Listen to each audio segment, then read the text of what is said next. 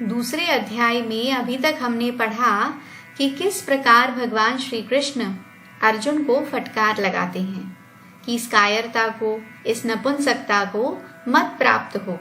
और ऐसा सुनकर अर्जुन चौथे श्लोक में भगवान से पूछते हैं कि मैं किस प्रकार भीष्म पितामह और द्रोणाचार्य से युद्ध करूं, जो कि वंदनीय हैं, पूजनीय हैं।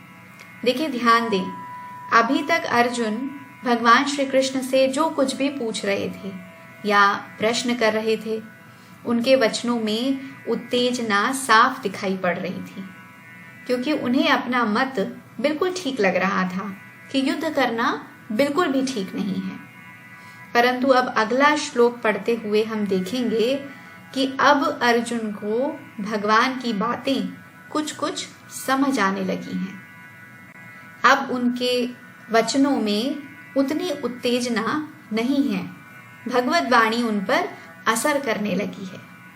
अर्जुन के मन में ये विचार आने लगा है कि भीष्म, द्रोण आदि को मारना धर्मयुक्त तो नहीं है, और ये बात भगवान भी जानते हैं।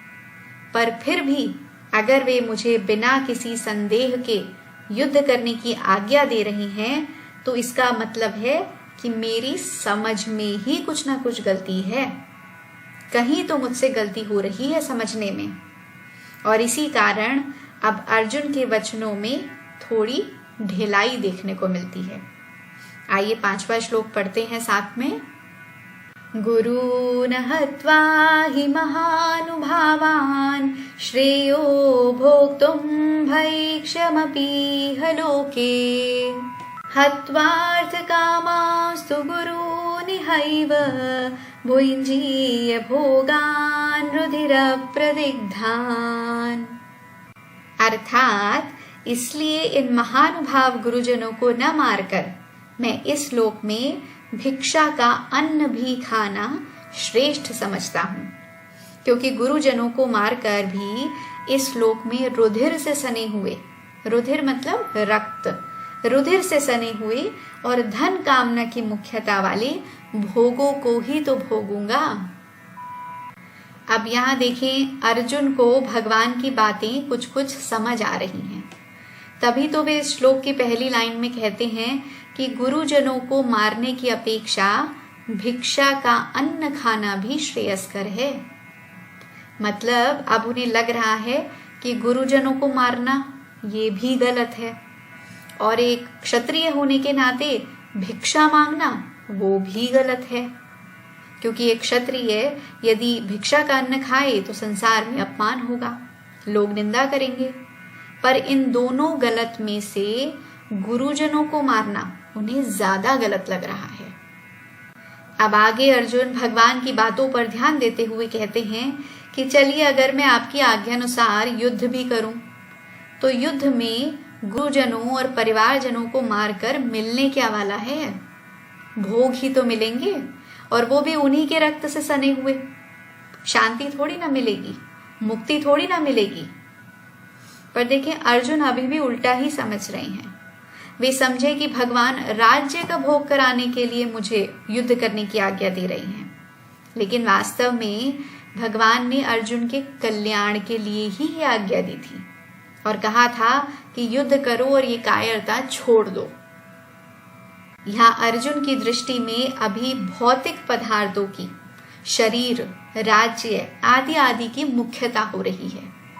वे कौटुंबिक मोह ममता में फंसकर धर्म को भी भौतिक दृष्टि से ही देख रहे हैं, और इसी कारण आध्यात्मिक दृष्टि की ओर उनका ध्यान ही नहीं जा रहा। देखिए, हम सब भी अपने जीवन में यही गलती करते हैं। जब तक हमारी दृष्टि भौतिक पदार्थों की ओर होती है, तब तक आध्यात्मिक दृष्टि जागृत ही नहीं होती। एक उदाहरण से समझें, सोने से अलग अलग प्रकार के आभूषण बनते हैं।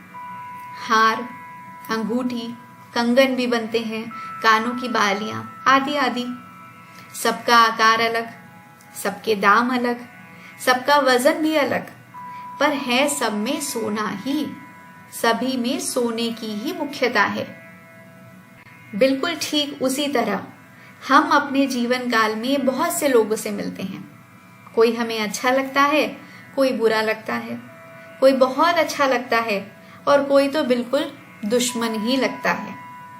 पर हम भूल जाते हैं कि जिस प्रकार इन सभी आभूषणों में सोने की मुख्यता है, वैसे ही हम सब में एक ही ब्रह्म तत्व है।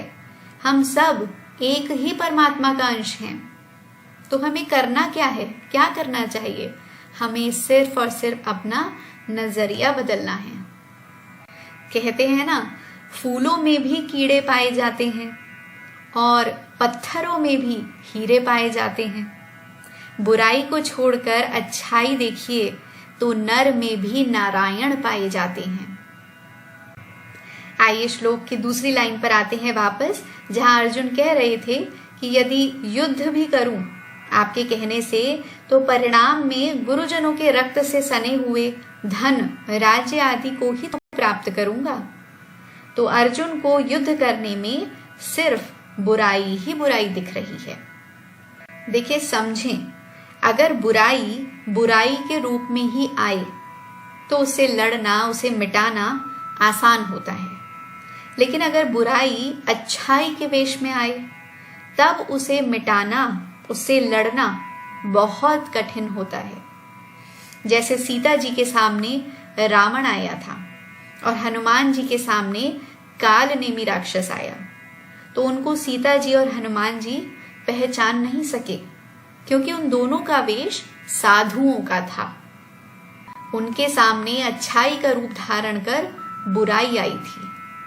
ठीक वैसे ही अर्जुन के मन में कर्तव्य त्याग रूपी बुराई आई है, लेकिन धर्म रूपी भलाई का रूप धारण करके। इसलिए उन्हें कर्तव्य त्याग में बुराई नहीं दिख रही, क्योंकि उसने तो धर्म का चोला पहन रखा है।